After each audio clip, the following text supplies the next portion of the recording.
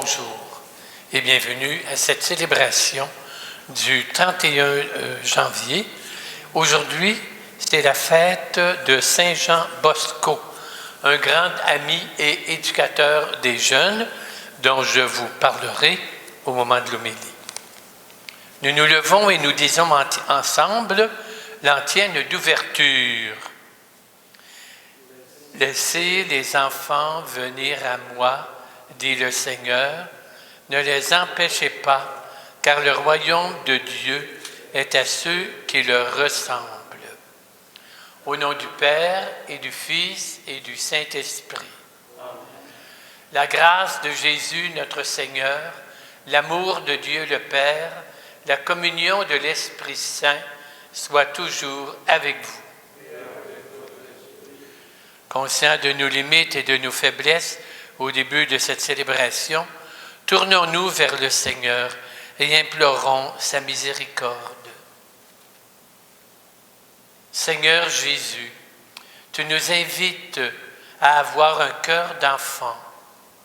Seigneur, prends pitié. Ô Christ, tu nous mets en garde de ne jamais scandaliser un enfant. Ô Christ, prends pitié. Seigneur, tu nous demandes d'être un exemple, un chemin pour ceux et celles qui nous accompagnent. Seigneur, prends pitié. Que Dieu Tout-Puissant nous fasse miséricorde, qu'il nous pardonne nos péchés, qu'il nous conduise à la vie éternelle. Prions.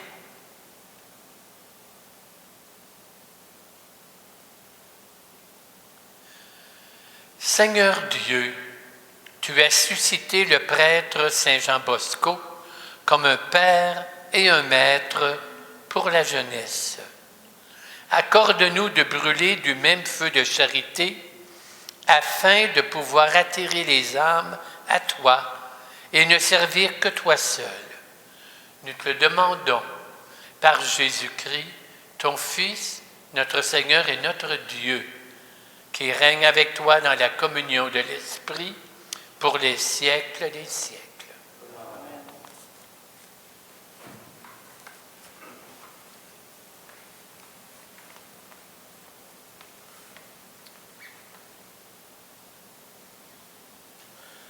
Lecture du deuxième livre de Samuel. En ces jours-là, un messager vient annoncer à David: le cœur des hommes d'Israël a pris parti pour Absalom. Alors David dit à tous ses serviteurs qui étaient avec lui à Jérusalem: debout, fuyons, autrement nous n'échapperons pas à Absalom. Venez, partez, sans quoi il nous gagnera de vitesse, il nous précipitera dans le malheur et passera la ville au fil de l'épée. David montait par la montée des Oliviers. Il montait en pleurant, la tête voilée. Il marchait pieds nus. Tous ceux qui l'accompagnaient avaient la tête voilée, et ils montaient en pleurant. Comme le roi David atteignait Bahurim, il en sortit un homme du même clan que la maison de Saul. Il s'appelait Shimei, fils de Guéra. Tout en sortant, il proférait des malédictions. Il lançait des pierres à David et à tous les serviteurs du roi, tandis que la foule et les guerriers entouraient le roi à droite et à gauche. Shimei maudissait le roi en lui criant: Va-t'en, va-t'en, homme de sang, vaurien. Le Seigneur a fait retomber sur toi tout le sang de la maison de Saul, dont tu as usurpé le royaume. C'est pourquoi le Seigneur a remis la royauté entre les mains de ton fils Absalom. Et te voilà dans le malheur, car tu es un homme de sang. Abishai, fils de Serouia, dit au roi, comment ce chien crevé peut-il maudire mon seigneur le roi? Laisse-moi passer, que je lui tranche la tête. Mais le roi répondit, que me voulez-vous, fils de Serouia? S'il maudit, c'est peut-être parce que le Seigneur lui a ordonné de maudire David. Alors, qui donc pourrait le lui reprocher? David dit à Abishai et à tous ses serviteurs, même celui qui est mon propre fils s'attaque à ma vie, à plus forte raison ce descendant de Benjamin. Laissez-le maudire, si le Seigneur le lui a ordonné. Peut-être que le Seigneur considérera ma misère et me rendra le bonheur au lieu de sa malédiction d'aujourd'hui. David et ses hommes continuèrent leur chemin. Parole du Seigneur. Nous rendons grâce à Dieu. Refrain du psaume 3. Lève-toi, Seigneur, sauve-moi, mon Dieu. Mon Dieu. Seigneur, qu'ils sont nombreux mes adversaires, nombreux à s'élever contre moi, nombreux à déclarer à mon sujet, pour lui, pas de salut auprès de Dieu. Lève-moi, Seigneur, sauve-moi. Mais toi, Seigneur, mon bouclier, ma gloire, tu tiens haute ma tête. À pleine voix, je crie vers le Seigneur. Il me répond de sa montagne sainte. Lève-moi, Seigneur, sauve-moi. Et moi, je me couche et je dors. Je me veille, le Seigneur est mon soutien. Je ne crains pas ce peuple nombreux qui me cerne et s'avance contre moi.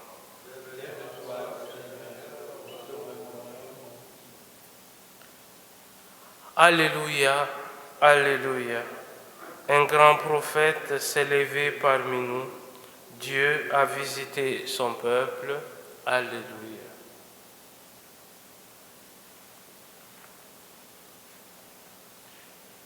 Le Seigneur soit avec vous. Évangile de Jésus-Christ selon saint Marc. En ce temps-là, Jésus et ses disciples arrivèrent sur l'autre rive, de l'autre côté de la mer de Galilée, dans le pays des Géraséniens. Comme Jésus sortait de la barque, aussitôt, un homme possédé d'un esprit impur s'avança depuis les tombes à sa rencontre. En effet, il habitait dans des tombeaux. Personne ne pouvait plus l'attacher, même avec des chaînes.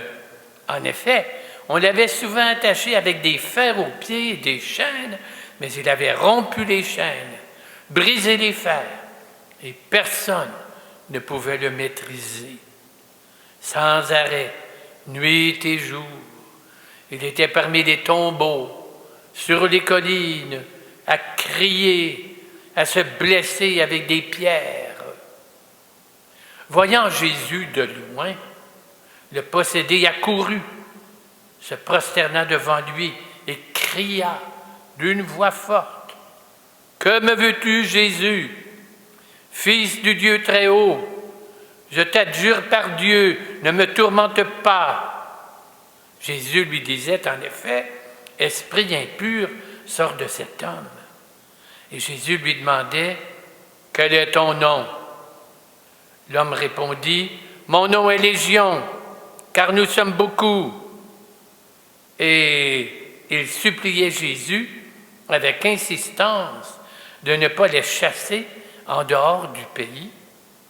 Or, il y avait là, du côté de la colline, un grand troupeau de porcs qui cherchaient leur nourriture. Alors, les esprits impurs supplièrent Jésus, « Envoie-nous vers ces porcs, et nous entrerons en eux. » Et Jésus le leur permit. Et ils sortirent de l'homme, ils entrèrent dans les ports, et du haut de la falaise, le troupeau se précipita dans la mer. Il y avait environ 2000 porcs. Ils se noyèrent dans la mer. Ceux qui gardaient prirent la fuite et ils annoncèrent la nouvelle dans la ville et la campagne, et les gens vinrent voir ce qui s'était passé. Et ils arrivent près de Jésus et ils voient le possédé assis, habillé, revenu à la raison, lui qui avait eu la légion de démons en lui. Et tous furent saisis de crainte. Ceux qui avaient vu tout cela leur racontèrent l'histoire du possédé et ce qui était arrivé au porc. Alors la population se mit à supplier Jésus de quitter leur territoire. Et comme Jésus remontait dans la barque, le possédé, maintenant libéré, le suppliait de pouvoir le suivre. Mais Jésus n'y consentit pas. Il lui dit, « Rentre à la maison, auprès des tiens. Annonce-leur tout ce que le Seigneur a fait pour toi dans sa miséricorde. » Alors l'homme s'en alla et se mit à proclamer dans la région de la Décapole ce que Jésus avait fait pour lui. Et tout le monde était dans l'admiration. Acclamons la parole de Dieu.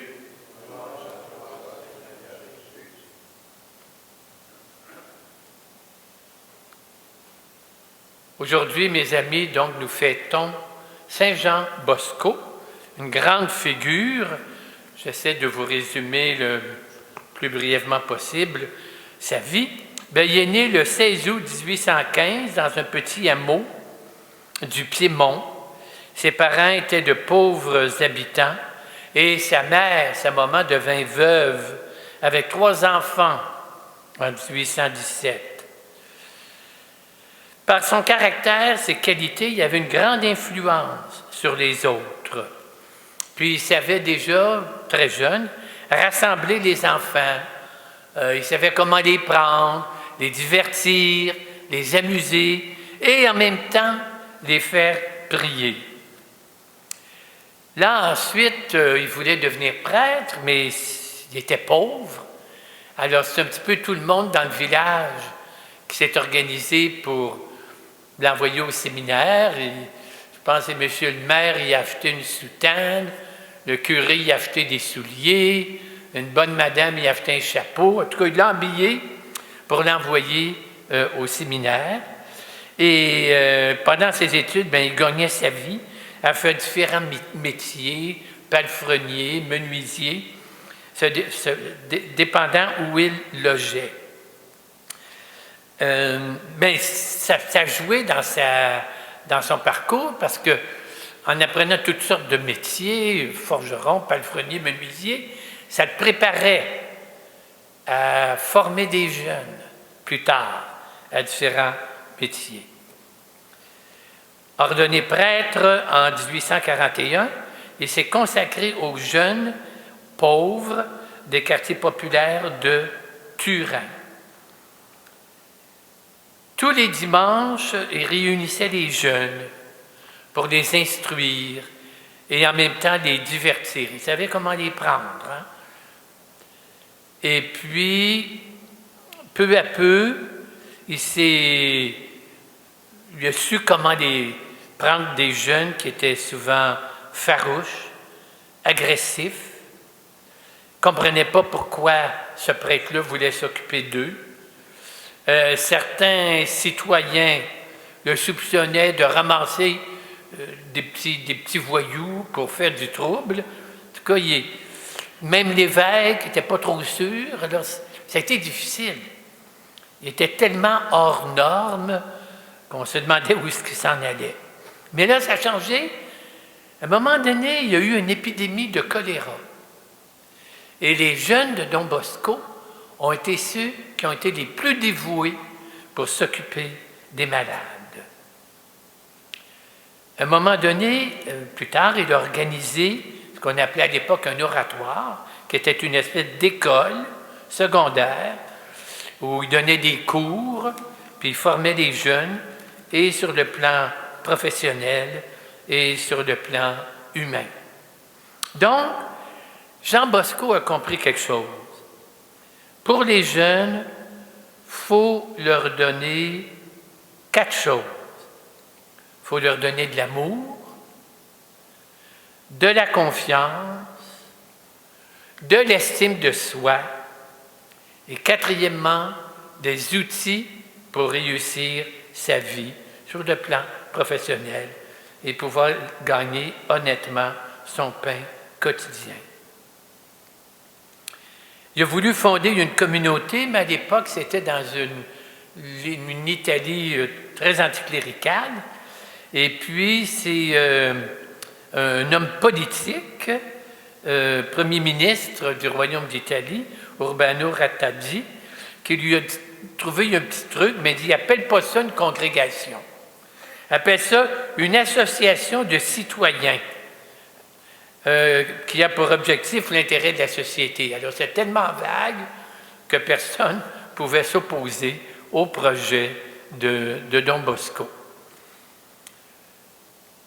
C'est lui aussi qui a aidé peu à peu à concevoir l'idée d'un contrat de travail pour protéger justement les travailleurs. Il y a eu un petit problème à un moment donné, Don Bosco, avec son évêque de Turin, Gastaldi, pour la très simple raison que les jeunes qui voulaient devenir prêtres allaient tous avec Don Bosco, il est attiré à lui, au lieu de rentrer au grand séminaire. Alors, le pauvre évêque, il ne se retrouvait pas de candidat, il n'était pas trop content, puis bon, finalement, ils sont réconciliés, puis chacun a compris qu'on travaillait tous finalement pour la même cause. Finalement, donc, Don Bosco a été canonisé en 1934 à la clôture de l'année sainte. En tout cas, aujourd'hui, il y a à peu près 17 000 Salésiens à travers le monde et autant de Salésiens. Rendons grâce donc cette grande figure, cet ami des jeunes, Jean Bosco.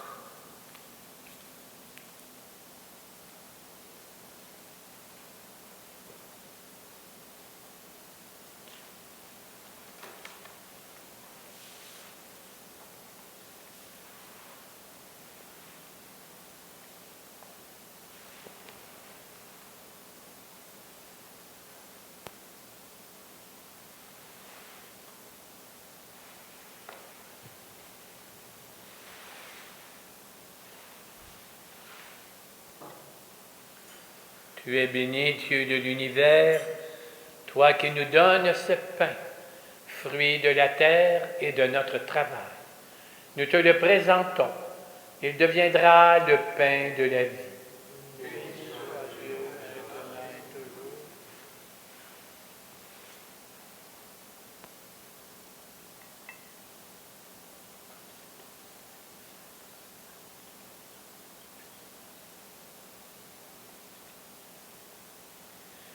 Tu es béni, Dieu de l'univers, toi qui nous donnes ce vin, fruit de la vigne et de notre travail. Nous te le présentons, il deviendra le vin du royaume éternel.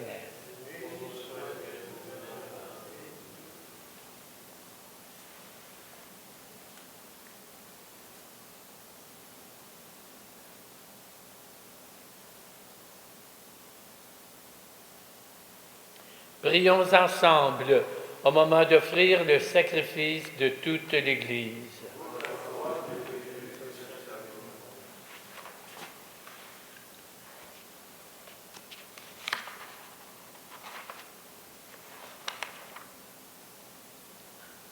Accepte, Seigneur, nous t'en prions, le sacrifice de ton peuple consacré qui t'offre aujourd'hui ce sacrifice en mémoire de Saint Jean Bosco.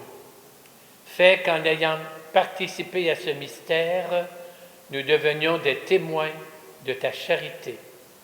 Nous te le demandons par le Christ notre Seigneur.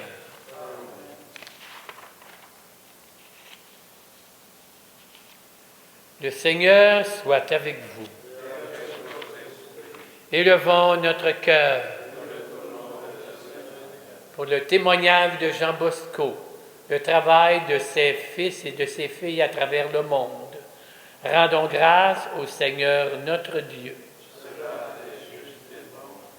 Vraiment, il est juste et bon pour ta gloire et notre salut de t'offrir notre action de grâce, toujours et en tout lieu.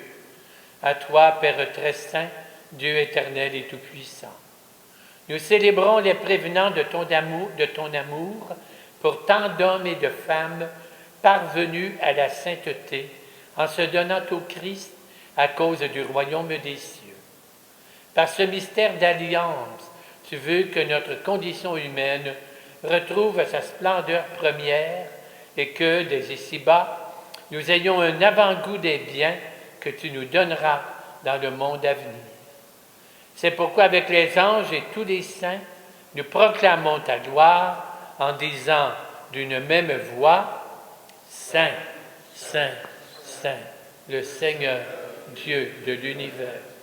Le ciel et la terre sont remplis de ta gloire. Hosanna au plus haut des cieux. Béni soit celui qui vient au nom du Seigneur. Hosanna au plus haut des cieux. Toi qui es vraiment saint, toi qui es la source de toute sainteté, Seigneur, nous te prions. Sanctifie ces offrandes en répandant sur elles ton esprit, qu'elles deviennent pour nous le corps et le sang de Jésus, le Christ, notre Seigneur. Au moment d'être livré et d'entrer librement dans sa passion, il prit le pain, il rendit grâce, il le rompit et le donna à ses disciples en disant, « Prenez, mangez-en tous, ceci est mon corps livré pour vous. »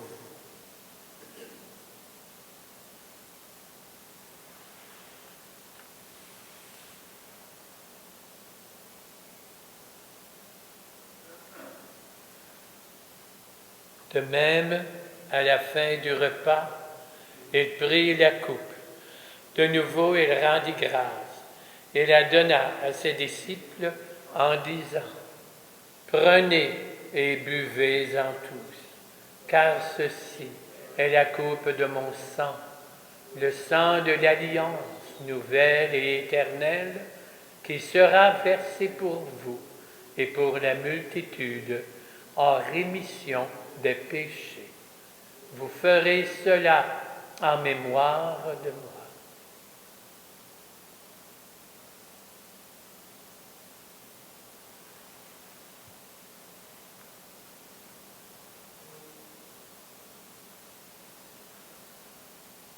Il est grand le mystère de la foi.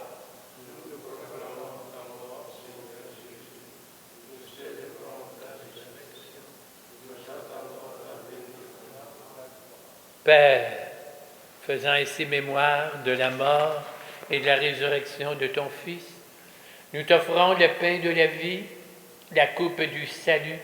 Nous te rendons grâce, car tu nous as choisis pour servir en ta présence. Humblement, nous te demandons qu'en ayant part au corps et au sang du Christ, nous soyons rassemblés par l'Esprit Saint en un seul corps. Souviens-toi, Seigneur, de ton Église répandue à travers le monde. Fais-la grandir dans ta charité avec le pape François, notre évêque Christian, les prêtres, les diacres, tout le peuple des rachetés. Souviens-toi de nos frères et sœurs qui se sont endormis dans l'espérance de la résurrection. Souviens-toi dans ta miséricorde de tous les défunts, Accueille-les dans la lumière de ton visage. Et en cette Eucharistie, Père, nous voulons te confier les défunts André Bonneville, Lucille Dupont, Gloriane Duquette et Charles Hamel. Cette messe est offerte aussi en l'honneur de la Vierge Marie et en action de grâce pour Emmanuel.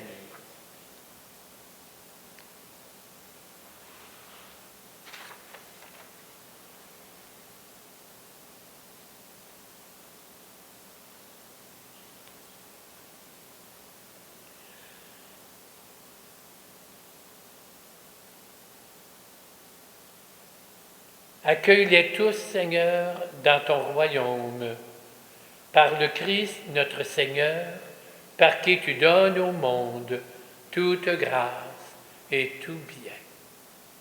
Par lui, avec lui et en lui, à toi Dieu le Père Tout-Puissant, dans l'unité du Saint-Esprit, tout honneur, toute gloire, pour les siècles des siècles.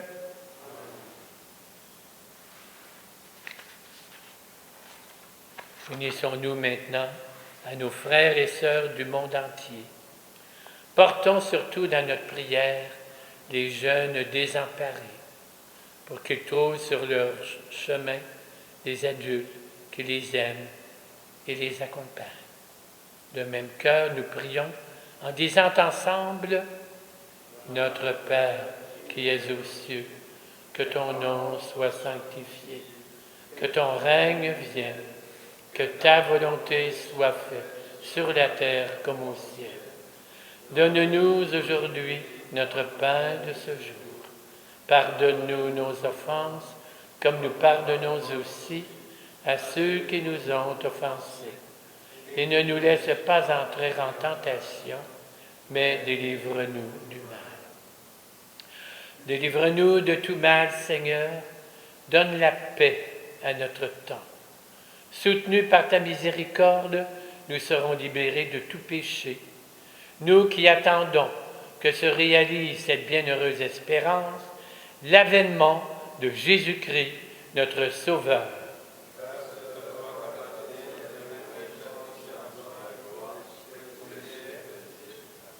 Seigneur Jésus-Christ, tu as dit à tes apôtres, « Je vous laisse la paix, je vous donne ma paix. » Ne regarde pas nos péchés, mais la foi de ton Église, pour que ta volonté s'accomplisse. Donne-lui toujours cette paix, conduis-la vers l'unité parfaite, toi qui règnes pour les siècles des siècles.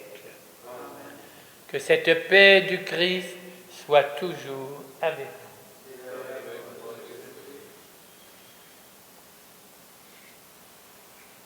Agneau de Dieu, qui enlève le péché du monde, prends pitié de nous. Agneau de Dieu, le péché du monde, prends pitié de nous.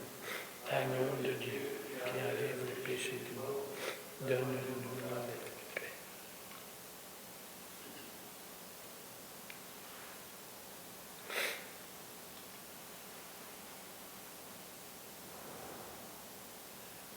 Il est celui qui nous a dit « Laissez venir à moi les enfants, car à leurs semblables appartient le règne de Dieu. Il est l'agneau de Dieu qui enlève le péché du monde. Je ne suis pas digne de te recevoir, mais de seulement une parole.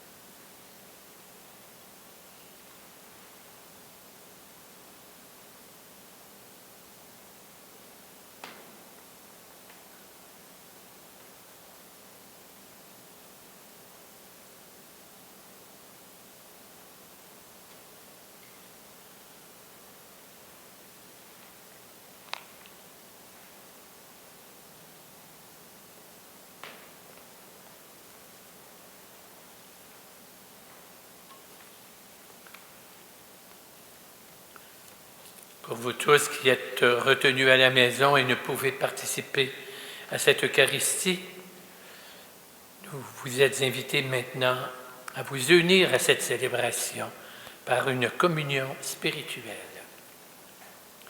Seigneur Jésus, je crois en ta présence dans le Saint-Sacrement. Je t'aime plus que toute chose. Je désire que tu viennes aujourd'hui encore en mon âme.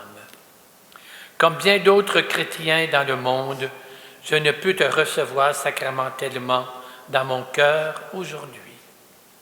Éloigné de ma communauté, je suis pourtant avec chacun de mes frères et sœurs disponible aujourd'hui à ta parole.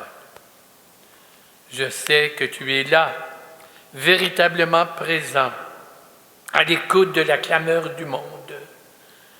Viens vers moi, viens me visiter spirituellement, viens me parler comme à chacun de tes amis. Tiens-moi dans la communion de tous les saints. Tiens-moi uni à toute l'Église du ciel et de la terre. Seigneur, je veux m'unir à toi tout entier. Ne permets pas que je sois jamais séparé de toi. Amen.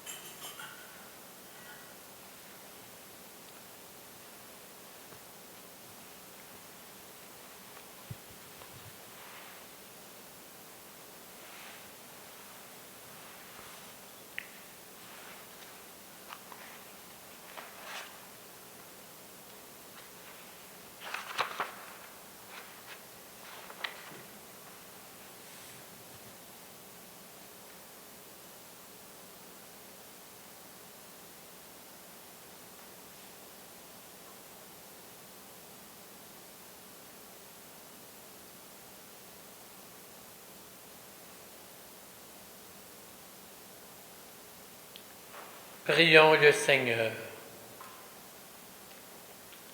Dieu Tout-Puissant, fais que nous trouvions un soutien dans ce repas sacré pour qu'à l'exemple de Saint Jean Bosco, nous manifestions dans notre cœur et par nos actes la charité fraternelle et la lumière de la vérité. Nous te le demandons par le Christ notre Seigneur. Le Seigneur soit avec vous. Que Dieu Tout-Puissant vous bénisse et vous garde, le Père, le Fils et le Saint-Esprit. Tournons-nous vers la Vierge, confions-lui notre journée en chantant « Toi, Notre-Dame ». Toi, Notre-Dame, nous te chantons.